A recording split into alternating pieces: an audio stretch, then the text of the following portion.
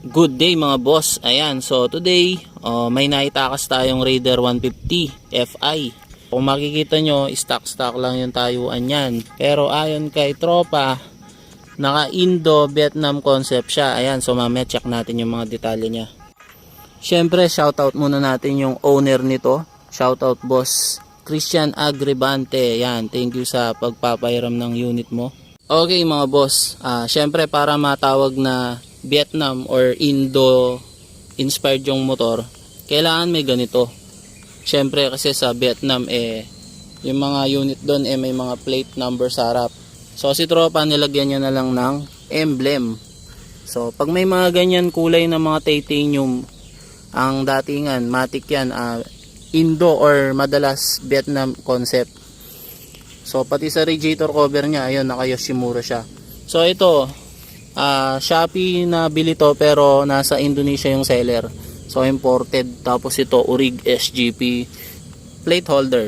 Pag walang ganito sa harapan, baka pwede natin tong pagkamalan na Malaysian.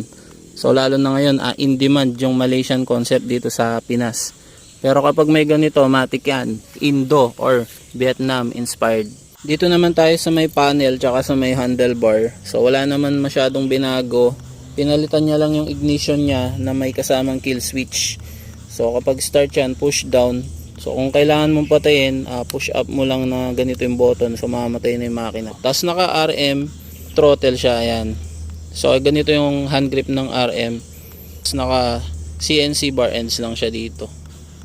Sa brake system niya, ayan, stock lang hanggang sa baba. Brake hose, calipers.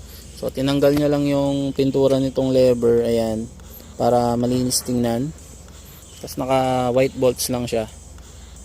Yung decals naman is pinalitan na rin niya. So ito, in order niya to ng Indonesia. Ayan, Satria siya.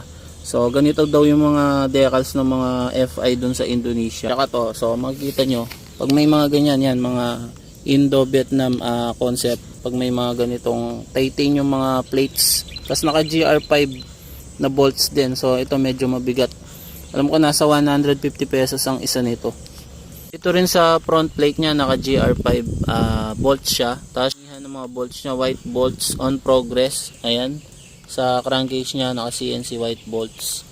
Ito yung kabilang side plates niya mga boss. Ayan. And then sa kanyang exhaust, naka Gen 1 original canister siya na naka 51mm big elbow.